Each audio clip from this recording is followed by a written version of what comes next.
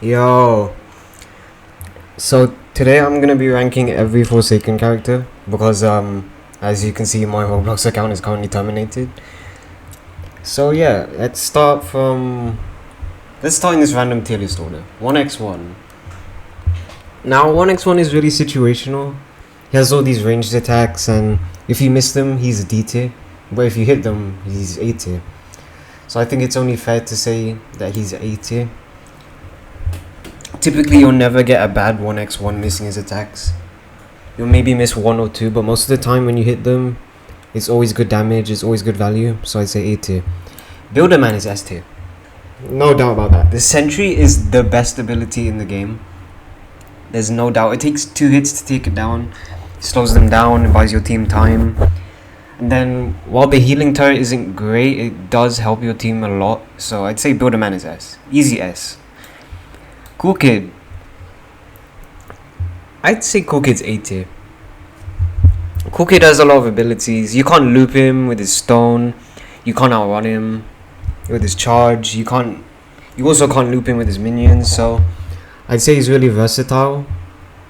The only problem I think he has is that he is the only killable one in the game. Like if you get a server full of Buildermans, guests and chances, they are gonna try kill you because you are killable. But otherwise, I say he's perfectly fine. Above 1x1, I do think so, because he is more versatile. You do not need to land all your moves to do good. So yeah, A. Chance is B. Now look, hear me out. I know he has the best stun in the game. It's better than Guests, it's better than Shaletsky's, it's better than 2x. But it's gambling. It's gambling. While your odds are higher, your odds are higher up in S tier to land your attacks, there is a high chance that you are just gonna get low HP, you're just gonna miss your rolls, you're gonna shoot yourself in the arm. So yeah, just because of that chance, just because of that chance that you do miss your attacks, I'm gonna stick him in B tier. Dusaka. Now post rework Dusaka now can move around with his shield and it's much shorter. With that in mind, I'd say A tier. He's below the other two killers, but now that he has more mobility, I say he's definitely better. Elliot's S tier. There's not really much to explain with Elliot. He's the best healer in the game.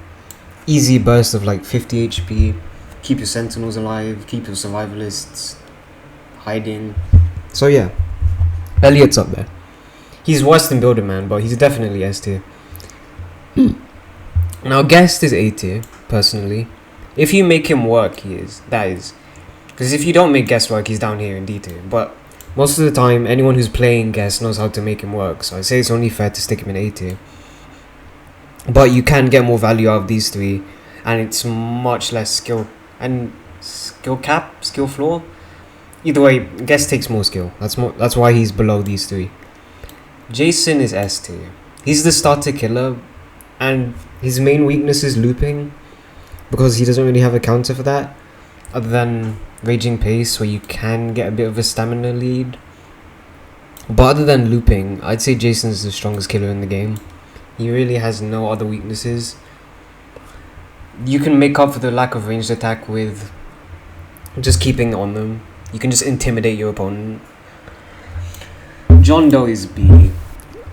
I think it's a problem that he's map situational. It's a cool gimmick, don't get me wrong. It's cool that he's map situational to be good, but I don't know, that makes him a weak killer. At least compared to the other three.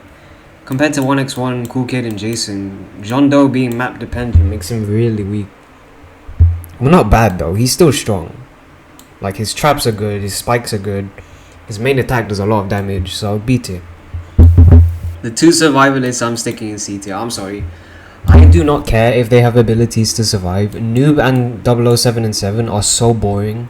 I don't even want to bother. And they're not even good. Like, okay, you can survive, but what are you gonna do? Do generators? Yeah, no. Shaletsky's S tier. He's basically a mix of 2-time. Oh, he's basically 2-time if his abilities were separate. So you have the heal and the stun, and that's really good. And Yeah, there's a bit of a skill gap to land the hits, but I'd say he's better than Jason. Taff. I'd say Taff's B tier. His traps don't do all that much, especially if the killer knows what they're doing. Like, you get a good killer, they're just gonna run up to the trap, click it, and then you're dead. So yeah, B tier. 2-time.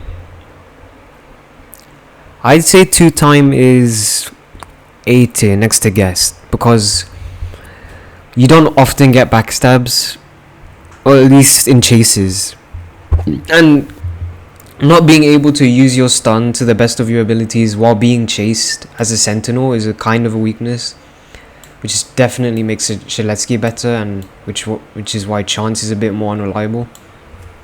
So yeah, 2-time would be A tier. Now this is my final list. So S tier, you got Builderman, Elliot, Sheletsky, Jason, perfectly fine. A tier, we've got Cool Kid, 1x1, Dusakar, Guest, 2-time. B tier, we've got Chance, John Doe, Taff. C tier, we've got our 2 survivalists. And this tier list doesn't have Noli. I'm just now noticing that. Let's use Mafioso here. Let's pretend Mafioso is Noli. Noli, I haven't had much time to play with them, but I'd say they're A tier.